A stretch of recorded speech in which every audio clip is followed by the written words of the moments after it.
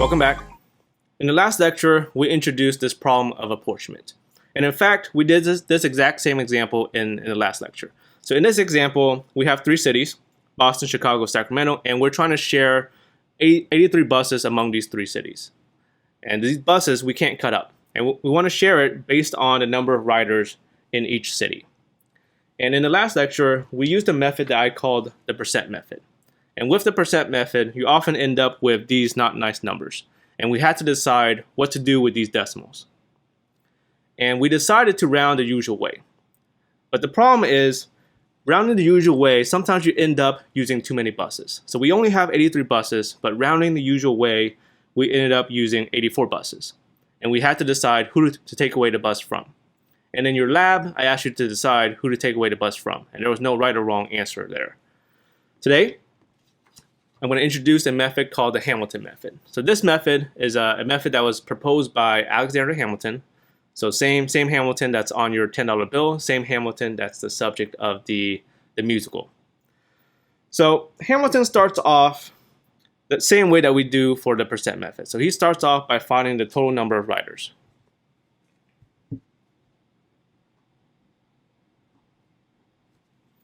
So add up the riders. 7,528 plus 9540 plus 1491. And we get 18,559.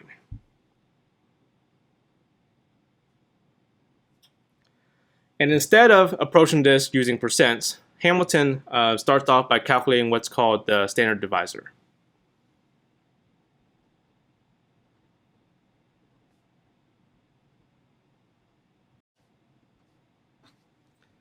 And the way you calculate the standard divisor is you're going to take your total,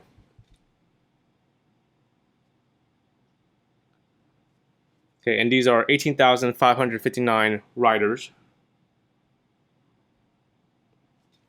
and divide it by the thing that we're sharing. So we're trying to share 83 buses.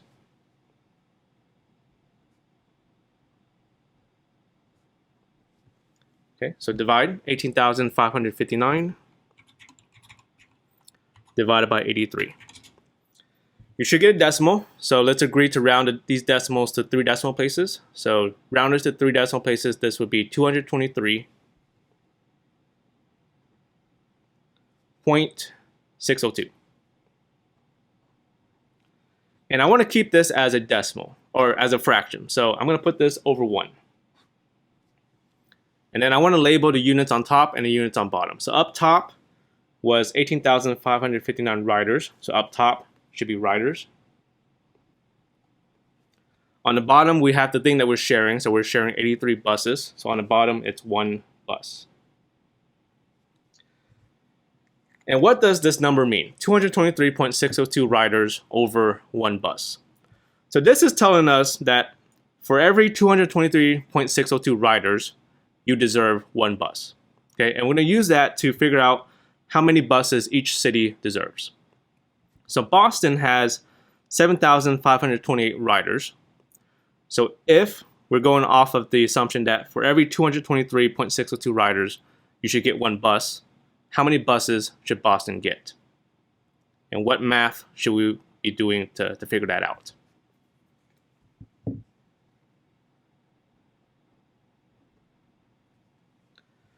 So what we're going to do is we're going to take the number of riders, 7,528, and we're going to divide by this 223.602, right? So this is called a standard divisor, so it's the thing that we're going to divide by. So we're going to divide by 223.602.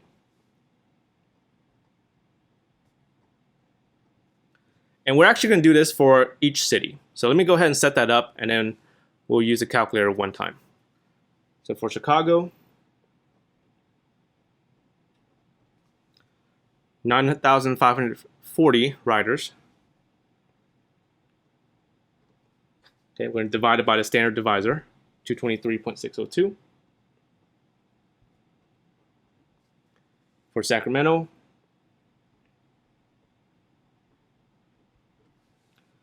1491 riders. divided by the same standard divisor, 223.602.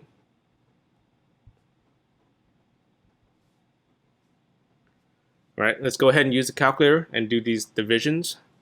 The first one, 7528 divided by 223.602. Okay, round to 3 decimal places. This is 33.667. Next one, 9540 divided by 223.602 again. 42.665.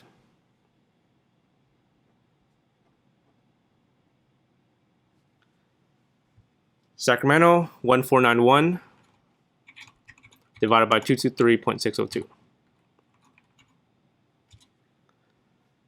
6.668.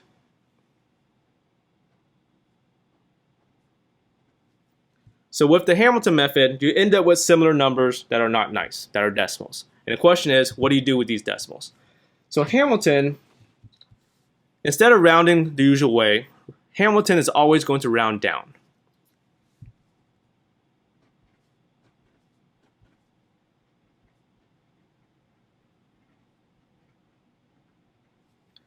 Which is the same thing as, just think of it as just cutting off the decimal. So if we just cut off the decimal and just ignore it, this will be 33, this will be 42, and this will be 6. And then Hamilton is going to check the total.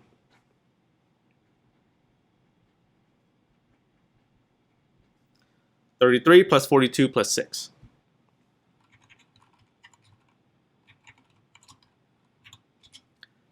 And we get 81. Now, we have 83 buses to give, right? If we add up the total and we get 83, then we're done. If we have extra buses to give, which we do here, right? This is only 81. We have 2 extra buses to give. So if you have extra buses to give, now you start looking at the decimal part. And whichever one has the highest decimal, that city gets an extra bus. And then if you still have extra buses, the next highest decimal part gets the next bus.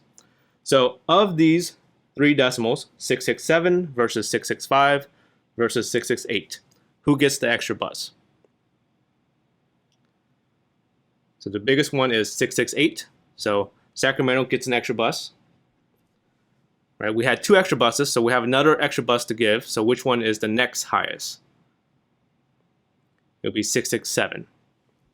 So Boston gets an extra bus. So our final answer here is going to be 34 for Boston, 42 for Chicago, and 7 for Sacramento.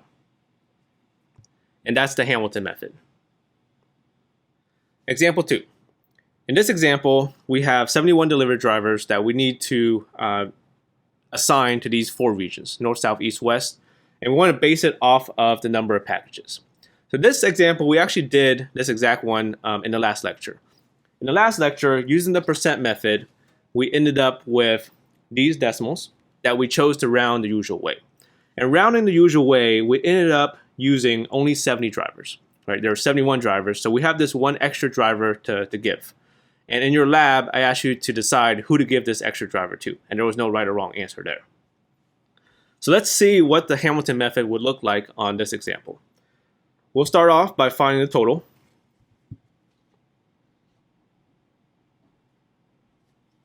So 261 plus 514 plus 766 plus 1019. 2,560. And the Hamilton method starts off by finding the standard divisor.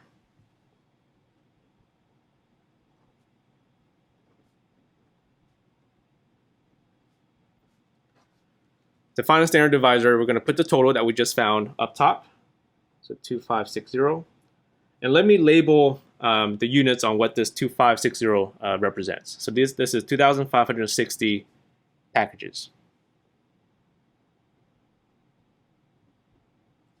On the bottom, we'll put the thing that we're trying to share. So we're trying to share these 71 delivery drivers. So 71 drivers. And then let's divide. So 2560 divided by 71. You should get a decimal. Let's round to 3 decimal places. So rounded to 3 decimal places, this would be 36.056. And I'm going to force this to be a fraction by putting it over 1. And then I'll also label the units up top and the units on bottom. So up top were the packages. On the bottom, it was the drivers. So what's the interpretation of this 36.056? The interpretation is that for every 36.056 packages, the region deserves a driver, right? So for every 36.056 packages, you deserve 1 driver. And so now let's go through each region and find out how many drivers each region deserves. For the north, we'll take the number of packages, so 261, and divide it by this standard divisor, right? So it's called standard divisor, so that's the thing that you are dividing by. So divided by 36.056. And then let's do the same thing for all. Let's set up this for the other 3 regions, and then we'll use the calculator after. So for the south, it's 514 divided by the standard divisor, 36.056. For the east, 766 divided by 36.056. For the west, 1019 divided by 36.056.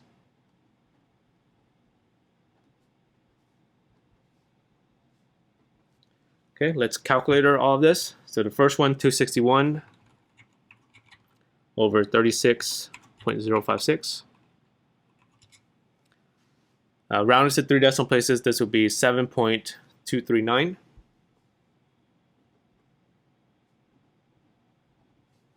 For the south, 514 divided by 36.056. 14.256.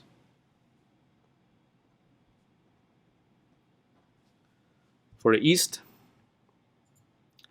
766 divided by 36.056. 21.245.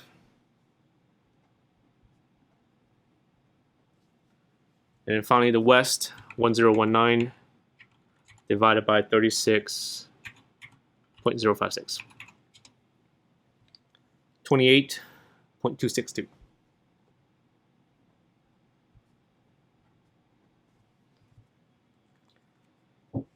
So we get some decimals here, and the way Hamilton handles these decimals is you round down.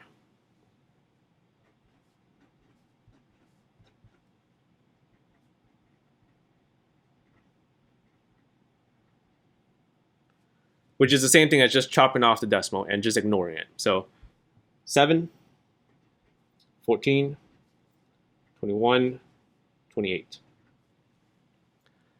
And then you check the total.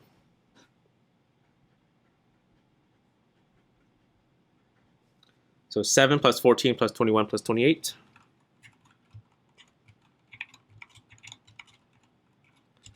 And we get 70. How many drivers do we have? We had 71 drivers, right? We've only used 70 so far, so we have 1 extra driver to give. Who do you give the extra driver to? So to decide using the Hamilton method, we look at the decimal part, and whoever has the highest decimal part will get the extra driver. So 239, 256, 245, 262. I think 262 is the biggest one, so the west will get the extra one. So our final answer is going to be 7 for the north, 14 for the south, 21 for the east, and then 29 for the west. And that's the Hamilton method on example 2. The Hamilton method has these 3 paradoxes. So first of all, what's a paradox? A paradox is something that's unexpected or sounds counterintuitive, but is in fact true.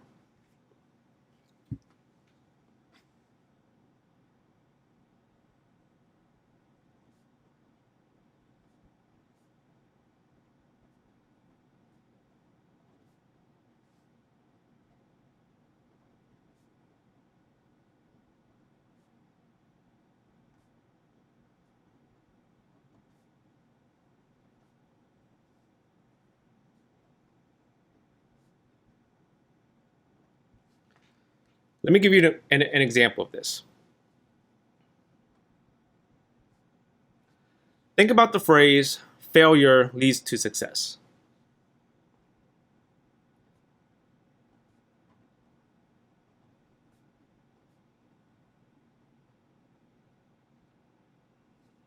So when you first hear it, it sounds a little counterintuitive, right? Failure and success are two opposite things, so how can failure help you with success?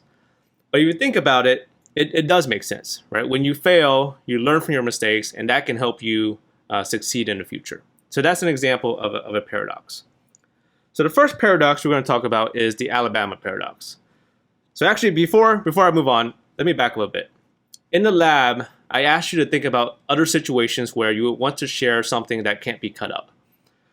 So one situation that you may or may not have came up with was U.S. Congress. So in the Congress, there's 2 bodies. There's the Senate, which has 100 seats, and the House of Representatives, which has 435 seats. The Senate, those 100 seats are shared equally among the states. Right? So every state gets 2 senators. So that's not the apportionment that we've been talking about in these past couple of lectures. The House of Representatives, though, the 435 seats in the House of Representatives, those are shared based on population. So if a state has more people, they get more seats in the House of Representatives. So that is similar to the apportionment that we've been talking about over this past couple of lectures. So Hamilton developed this method to figure out how many representatives each state should get. So that's why he was involved. This first paradox, the Alabama paradox, so I'm going to start with this fictional country that has 4 states. So state A, B, C, and D. And these are the population in those states. So this country has 71 representatives that need to be apportioned. So if you do the Hamilton method on this example, well, we're not going to do it. I'm just going to tell you the answer. So if you do the Hamilton method, you're going to get 8 for state A, 14 for state B, 21, and 28. Okay, nothing too weird going on right now. Now, what I'm going to do is add on a new representative. So this happens all the time, right? Right now we have 435 representatives, but in the past we had less. So at some point you add on more representatives. Or if you're going to think about the first example that we did today, which was the sharing of the 83 buses. Say the company got some extra funding and they're able to buy an extra bus, right? So now you have this extra thing to share. So we're going to add on a new representative. So now we have 72 total representatives, and we're going to do the Hamilton method again, right? Same states, same population. What do we expect to happen? So if I have this one extra representative, what do I expect to happen? So what I expect to happen is that one of these states should get an extra. And that's it. That's the only thing I expect to happen. One of these states will get this extra representative. Now, let me tell you what actually happens. So if you do the Hamilton method with 72 representatives and these populations, the answer you're going to get is 7, 14, 22, 29.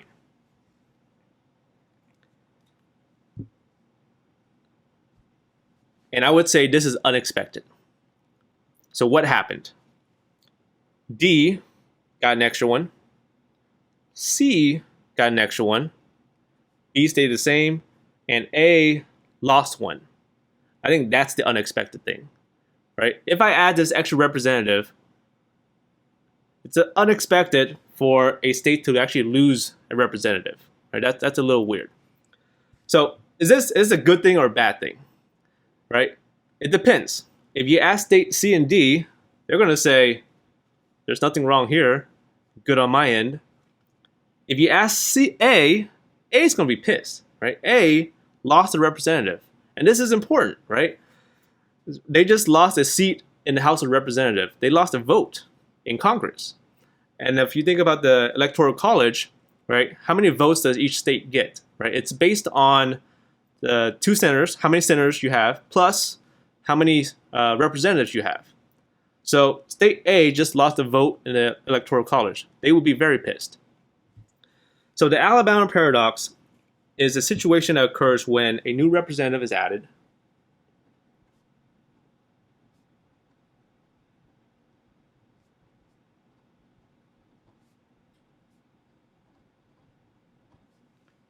but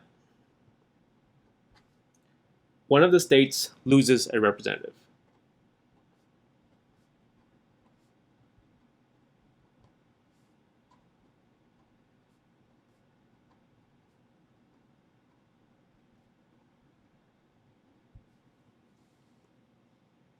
And that state will be very unhappy. So this actually happened in the history of the US. So this actually happened in 1880 when the number of representatives went from 299 to 300. Alabama actually lost a representative. So that's why it's called the Alabama paradox. So this actually happened in the history of the US. The second paradox is called a new state paradox. So in the before, we have a country that has 2 states and 83 representatives. And then these are the populations. So if you do the Hamilton method on this situation, I'll tell you what the answer is. You'll get 36 for state A and 47 for state B. Okay? And what's going to happen is I'm going to add on a new state, right? This happens in the US. Right now we have 50 states. In the past, we had less. So at some point, we add on new states. So I'm going to add on a new state, state C, and this is the population of state C. Now, I also want to add on some more representatives also, because if I don't add on new representatives, what's going to happen is state A and state B are going to have to give up some representatives to state C. So obviously, state A and B are going to be not happy, right? So to account for that, we're going to add on 7 more representatives to account for state C. And what do I expect to happen? I'm going to add on a new state, and I'm going to add on some more representatives for that state. What I expect to happen is that these new 7 are going to go to state C, right? Because I added them on especially for C. So I expect those 7 to go to C, and I expect A and B to stay the same. That's what I expect to happen. Now, what actually happens if you do the Hamilton method with these populations, and now if I add on 7 more representatives, we have now a total of 90 representatives. So if you do the Hamilton method with this population and 90 representatives, the answer you're going to get is 37, 46, 7. And I would say this is a little unexpected. So state C did get the 7 that we designed for state C, but what else happened? B actually lost a representative to A. So in this process of adding this new state, somehow the representative shifted from B to A. So obviously B is going to be very unhappy, right? They just lost a seat in Congress. They lost a vote in Congress. So this new state paradox is a situation where a new state's added,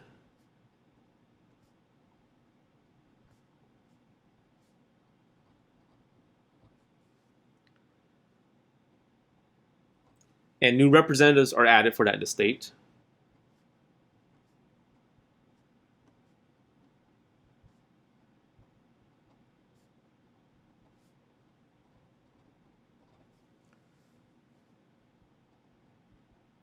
But what ends up happening is one of the original states loses a representative.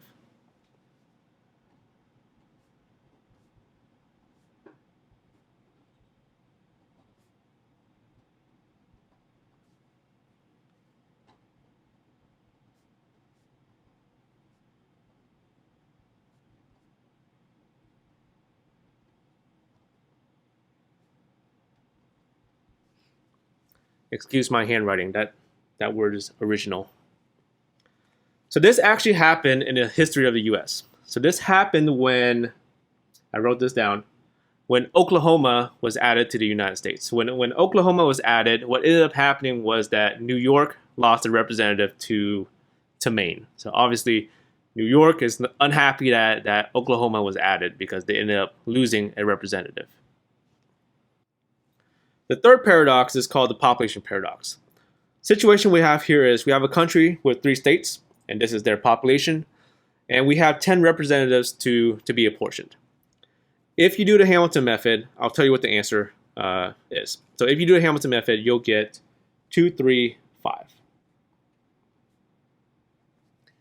And what's going to happen now is that the population is going to change. So this happens all the time, right? People move from state to state. Every 10 years, the US does a census, right? To figure out how many people are in each state. And then based on that census, that determines how many representatives the state gets. So you may have heard on the news recently that California actually lost some representatives because the population in California went down. And I think Texas ended up gaining some representatives because the population in Texas went up. So this happens all the time. So here, the population changed. So what do I expect to happen?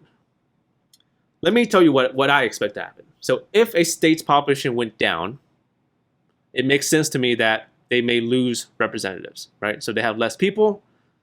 Maybe they only need less representatives. If a population of a state goes up, they might gain some more representatives, right? That makes sense. More people, maybe you deserve more representatives. That's what makes sense to me.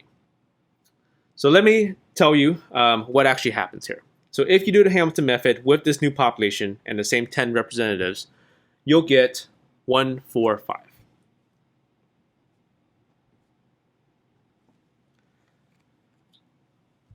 And this is really unexpected.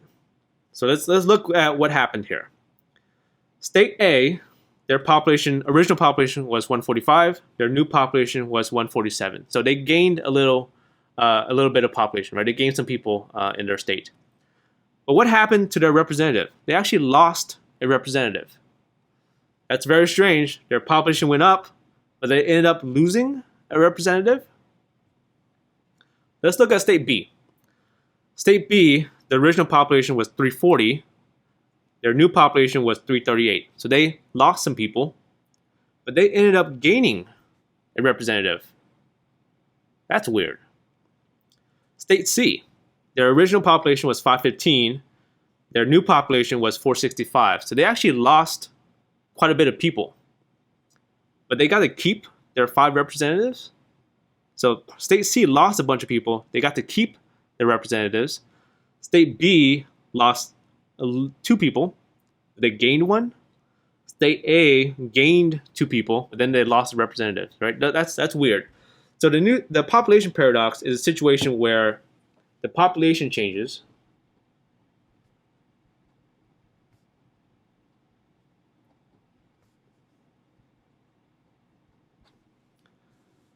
but a state loses a representative.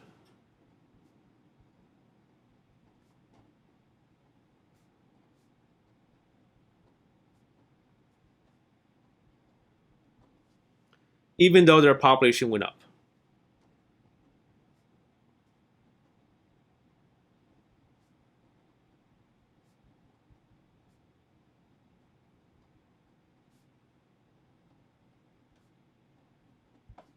Right, so State A, their population went up, but they ended up losing a representative.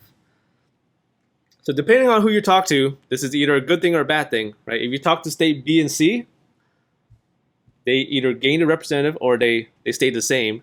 They're going to say, good on my end, there's nothing wrong here. If you talk to State A, they're going to be unhappy. They're going to say, this is an outrage. They gained people, but they ended up losing a representative. So this actually did happen in the history of the U.S. This happened in 1900. Virginia ended up losing a seat to Maine, and Maine ended up gaining one, even though Virginia grew more than Maine.